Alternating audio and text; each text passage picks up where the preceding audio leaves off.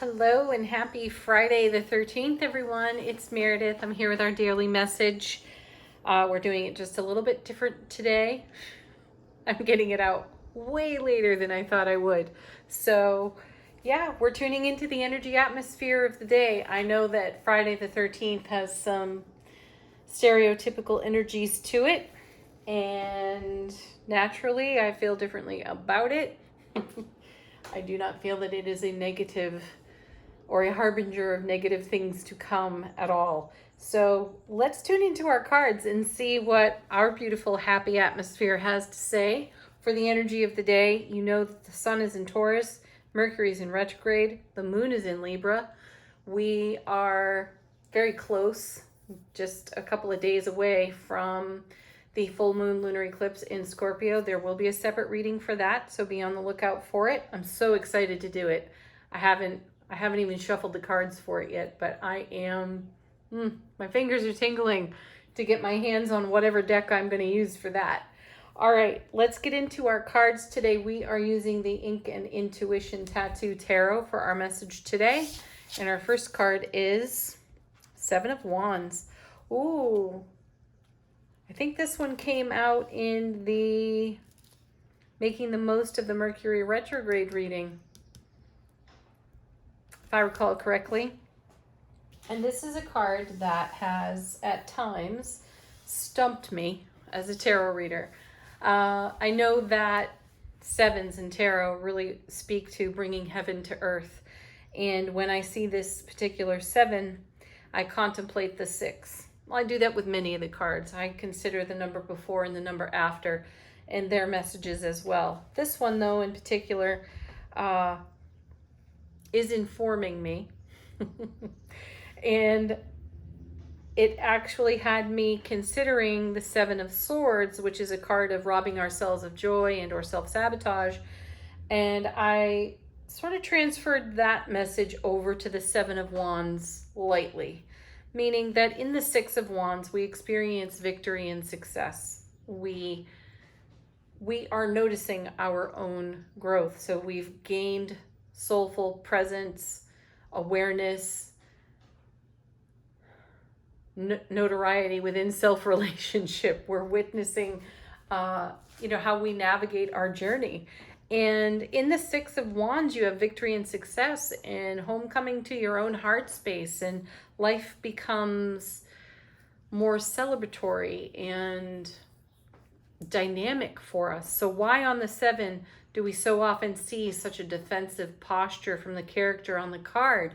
And why do we see all those wands, around or pointed at us as if something is coming at us to pull the victory and success away from the Six of Wands? And my feeling there is that connection to the Seven of Swords, where we can allow the ego voice to rise up and create a whole lot of doubt for us. And I do feel that here with the Seven of Wands.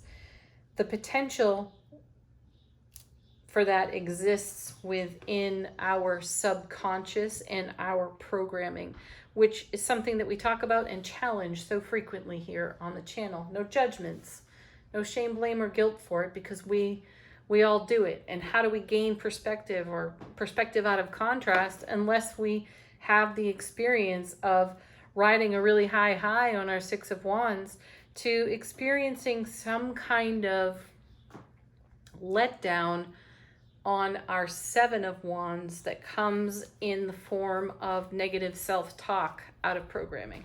So here's our Seven of Wands, and it may be showing up in the day for us. We might be talking ourselves out of something really good. We may be filling in blanks out of old ego chatter. So let's check that.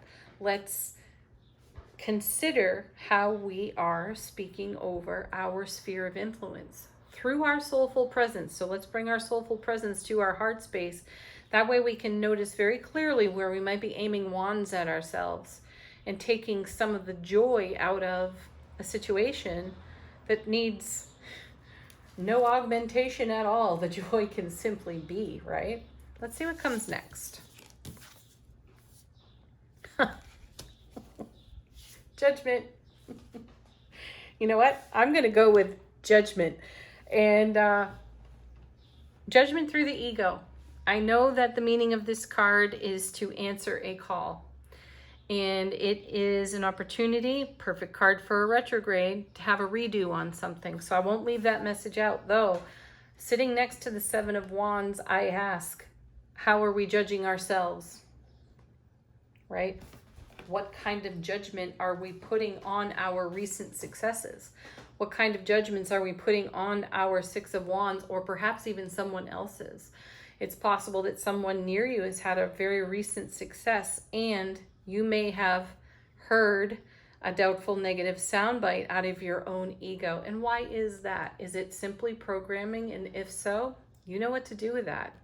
Unconditional loving kindness to upgrade that frequency and shift it and change it. So I feel that judgment is well placed right next to that Seven of Wands, and it invites us the opportunity to upgrade frequency where it is required.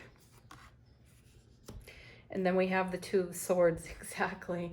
You know, quieting ourselves, going within, listening to our inner guidance system, our intuitive gifts. Typically, we see a blindfolded person here. I also think that this card was in the Mercury retrograde reading for today. I did that many hours ago, so I'm not 100% sure that that was there or in a different reading. Regardless, it's been around, it's close by.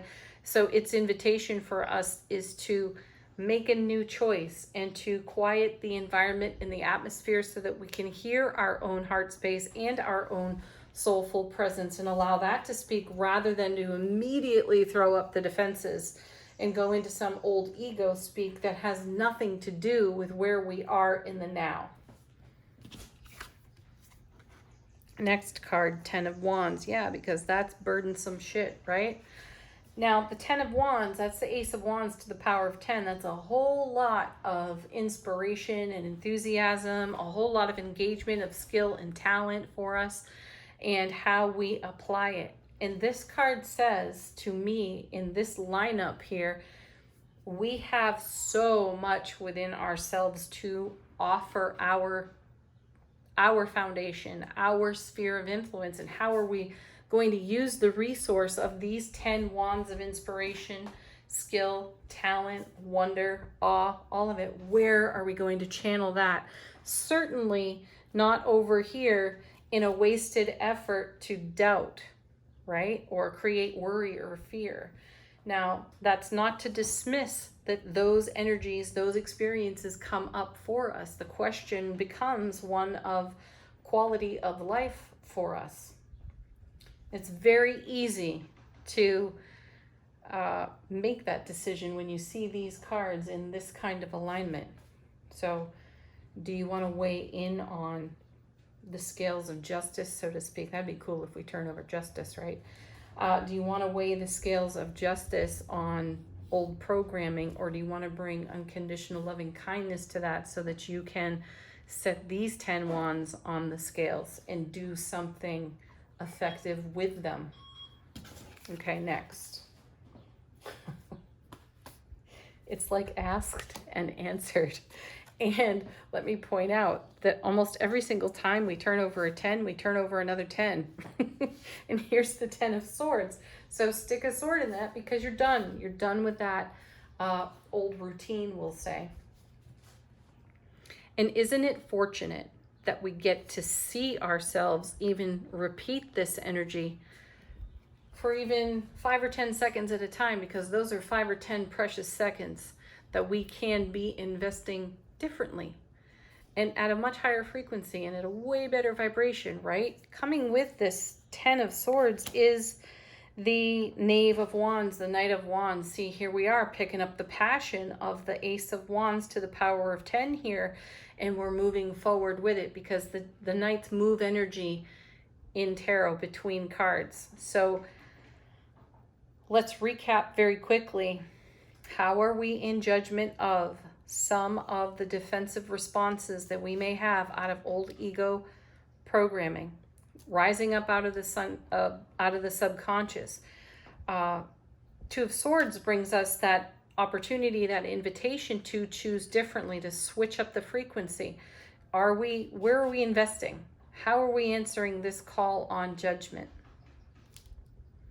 Maybe witnessing contrast and then employing the new perspective toward a much better vibration.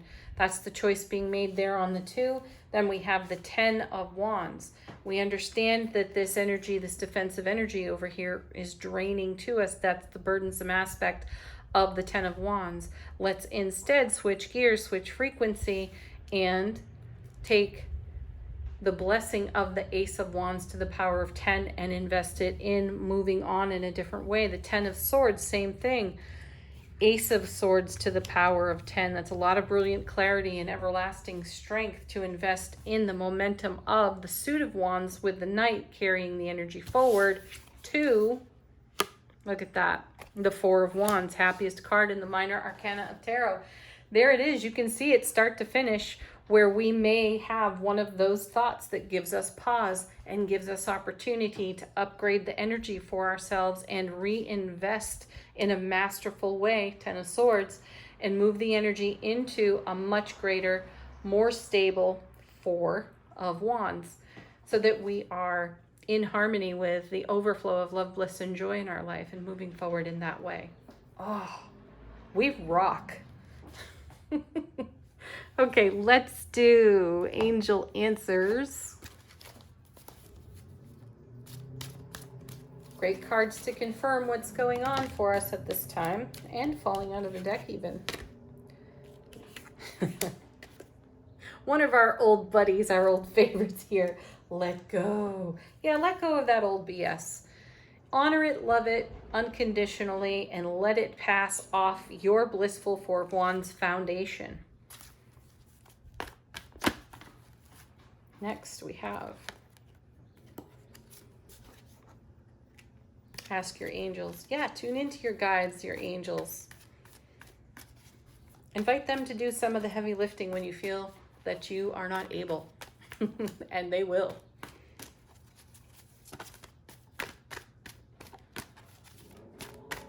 Next.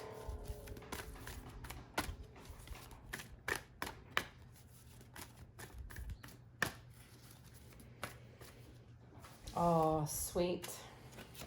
One of our other favorites. Yes, and coming with it is listen to your intuition. This yes always feels like the High Priestess to me. She is so serene, so calm, so present, and I feel that she helps us keep yes in our field so often as we listen to our intuition.